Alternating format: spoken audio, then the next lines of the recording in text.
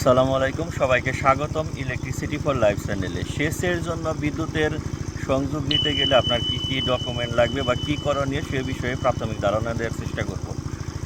আপনার প্রথমেই যেটা লাগবে সেটা হলো আপনার বিএডিসি লাইসেন্স, বাংলাদেশ কৃষি উন্নয়ন কর্পোরেশন।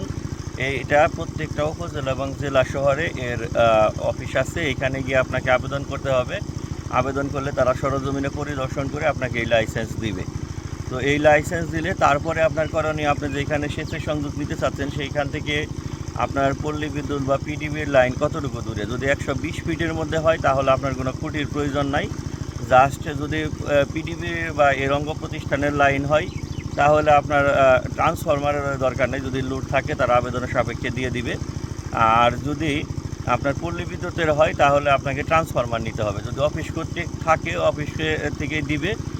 আর হলো যদি অফিসে না থাকে আপনার নিজের কিনে নিতে হবে, পরে টাকা এটা বিলের সাথে সমন্বয় করবে, অর্থাৎ ট্রান্সফরমার ফ্রি বলা যায় এক প্রকার। তো ট্রান্সফরমার নিতে হবে। আর লাইন থেকে যদি 120 ফিটের বেশি হয় তাহলে আপনাকে তখন কি করতে হবে, একটা খুঁটি নিতে হবে। ঠিক আছে, খুঁটি নিয়ে তারপরে আবেদন করতে হবে। একটা খুঁটি এলটি খুঁটি নিতে গেলে প্রায় আপনার 50,000 টাকার মতো ব্যাংকে জমা দিতে হয়। ঠিক আছে, ঠিকাদারি বা বিভিন্ন বিল টিল সহ। আর এমনি সেচের এবং বিএডিসির লাইসেন্সের জন্য যে টাকা খুব বেশি খরচ হবে তা না।